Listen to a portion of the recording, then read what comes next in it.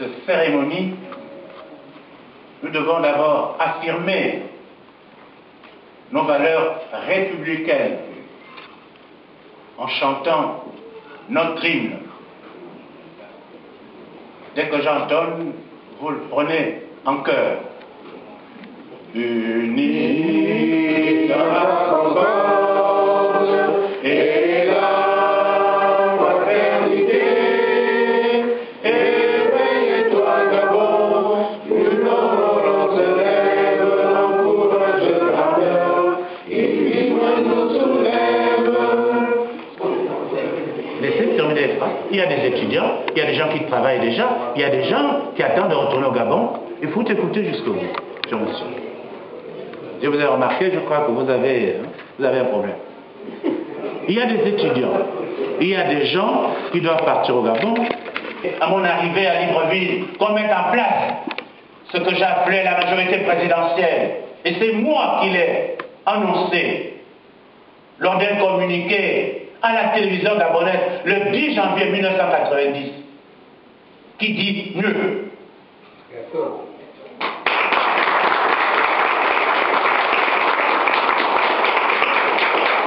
On a voulu transformer cette structure que j'aurais aimé voir en place en une sorte de piège amigo. Venez signer.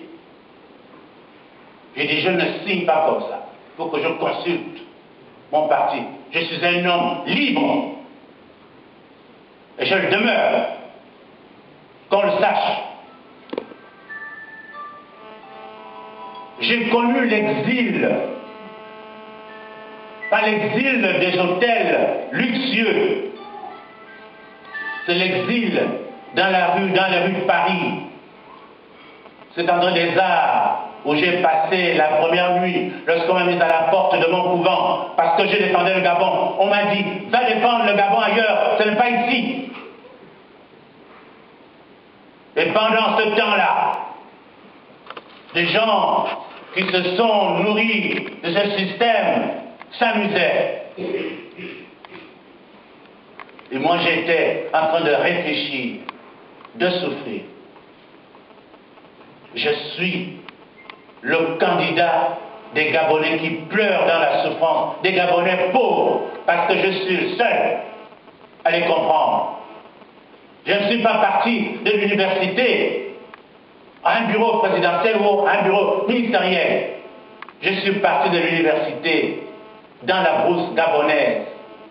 Certains d'entre vous étaient encore jeunes, ils m'ont vu passer à pied à travers leur village pour connaître les Gabonais. J'ai été à la mairie de Libreville. Je vais vous dire ce qui s'est passé exactement. On a fait un premier tour. Nous avons gagné. On a annulé. Et le président de la République avait déclaré ceci: aussi longtemps que quelqu'un des miens ne sera pas élu, on continuera à annuler. C'est dans ce moment-là qu'est intervenu un des amis du président de la République. C'est lui-même qui me l'a raconté, entre nous deux. Il m'a dit, c'est grâce à l'intervention du président Chirac que tu as été à la mairie de Libreville. Parce qu'il m'a dit ceci: Omar, tu as déjà annulé une fois, si tu annules une autre fois, on va croire que vous avez une histoire particulière avec Babosolo. Laissez-le à la mairie. Et c'est comme ça que je suis devenu maire de Libreville, par la force des militants, par la force des Gabonais qui ont dit il faut que ça change.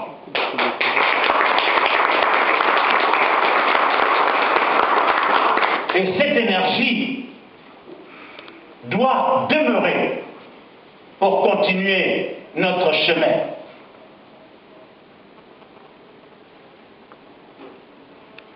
Je suis parti de Paris pour aller discuter avec Omar Bongo Ndimba. Ceux qui étaient avec moi ont dit Babosolo l'a trahi. Parce qu'il est allé discuter avec un autre Gabonais qui lui disait Viens, on va discuter pour que tu me dises ce que tu penses. Baba se l'a trahi. C'est ça la trahison. Je croyais qu'en français, les mots avaient un sens. Quand j'arrive à Libreville, je trouve ceux du Morena pour lesquels je me suis battu pour qu'on les libère. Je dis, mes amis, il faut qu'on discute avec le président de la République. Ils n'ont pas voulu discuter avec le président de la République. J'ai dit, je discute avec lui. Je suis un homme responsable et libre. Babasour est un traître. Et chaque fois que j'ai posé un acte pour que nous ne restions pas enfermés, que nous ne nous replions pas, quelques Gabonais ont dit, Babasour est un traître. J'ai abandonné qui? Je n'ai abandonné personne. Trahir, ça veut dire abandonner ses idées, abandonner ses amis. Il est tout à fait curieux que les gens qui m'ont abandonné, pour des raisons que vous pouvez deviner facilement, et ce sont eux qui vont chanter partout dans la vie, dans le monde, Babasour est traître. Qui a quitté l'autre? C'est toi ou moi? Qui a fondé le parti? C'est toi ou moi? Voyez comment les cerveaux sont mal tournés. Et à la mairie, malgré les résistances, malgré les oppositions, nous avons réalisé un certain nombre de choses. Voilà pourquoi je dis, je suis votre candidat, parce que j'ai laissé des traces partout où je suis passé.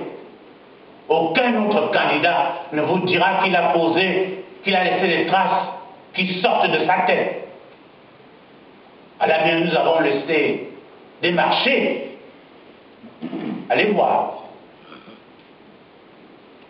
Nous avons laissé une société de nettoyage. Nous avons laissé des panneaux publicitaires avec à l'esprit que ces panneaux devaient participer à la beauté de la ville. C'est moi qui ai fait venir des panneaux publicitaires. Et regardez maintenant, c'est devenu des fonds de commerce. Des panneaux géants qui ne sont pas proportionnés à la grandeur de la ville. Il y a des panneaux que vous voyez à Libreville aujourd'hui qui sont de la dimension des villes comme New York, Londres, Paris. Libreville est une ville de 800 000 habitants. Tout ce qu'on fait à Libreville doit être proportionné à cela.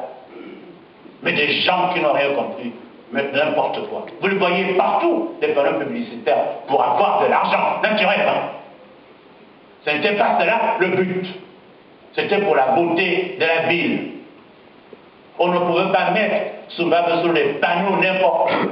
C'était réglementé. Aujourd'hui, c'est à qui a le plus d'argent.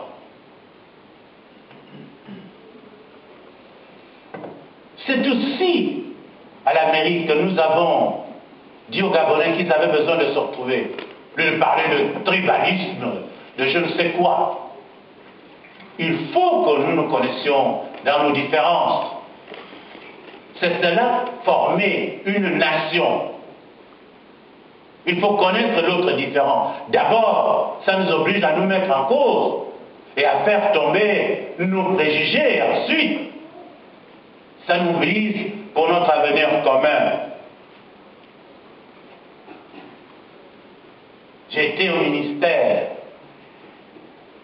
de l'Agriculture. J'ai relancé l'école des cadres qui était abandonnée. Oui, l'école des cadres, vous ne réalisez même pas l'école des cadres d'Oyen, vous savez comment.